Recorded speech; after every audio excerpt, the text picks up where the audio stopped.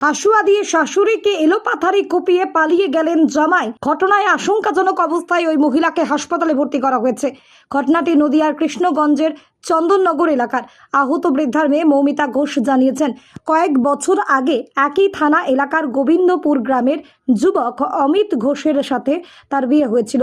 বিয়ের পর তিনি জানতে পারেন তার স্বামী একজন মাতাল এবং অন্য মেয়েদের সঙ্গে পরকীয়া সম্পর্কে আসক্ত রয়েছেন এবং বিয়ের কয়েক মাস পর থেকেই তার স্বামী সহ শ্বশুরবাড়ির লোকজন তার উপর অকথ্য অত্যাচার করতে শুরু করেন, তাকে মারধর করতে থাকেন। যে কারণে এই নরক যন্ত্রণা থেকে মুক্তি পেতে থানায় বধূ নির্যাতনের মামলা করেন মৌমিতা। পাশাপাশি বিবাহ বিচ্ছেদেরও মামলা করেন তিনি। ঠিক এই কারণেই ক্ষিপ্ত হয়ে ওঠেন মৌমিতার স্বামী সহ শ্বশুরবাড়ির লোকজনেরা।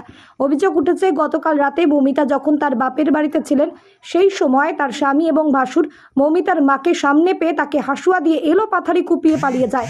ঘটনায় রক্তাক্ত হয়ে পড়েন মৌমিতার মা। আশঙ্কাজনক অবস্থায় তাকে উদ্ধার করে হাসপাতালে ভর্তি করা হয়। ঘটনার তদন্ত শুরু করেছে পুলিশ। আমার হাজব্যান্ড আমার উপর টর্চার করে, আমার শ্বশুরবাড়ির সবাই, আমি ওদের নামে কেস করেছি। কেস করার পর থেকে আমি আমার দিদার কাছে থাকি। আমার মা, আমার দিদা আছি আজকের ঘটনা স্যার, আমার এই দিদারাও আছে, আমরা সবাই ঘরে আছি।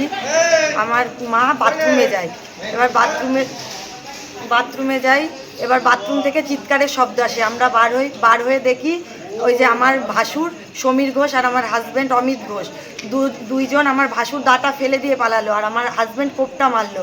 ওর হাতে যেই দাটা ছিল, আমার দিদা একটা ইট ছুঁড়ে মারতে গেল আর ও ওই দাটা নিয়ে পালিয়ে গেল ঘরের পিছন দিয়ে। অমিত ঘোষ, বাড়ি গোবিন্দপুর। এখনো ডিভোর্স ফাইল হয়নি, আমি কেস করেছি সবেই 1.5 মাস হচ্ছে। স্যার আমার ওপর খুব অত্যাচার করে, নেশা করে, বাড়ির লোক আমার খুব বাজে ব্যবহার করে, মারধর করে, আর ও তো নেশা করে মারেই। এর জন্য আমি কেস করেছি। বাড়ি শ্বশুরবাড়ি বলবো না বাপের বাড়ি? দুটোই বলুন। আমার শ্বশুরবাড়ি গোবিন্দপুর, বাপের বাড়ি চন্দননগর।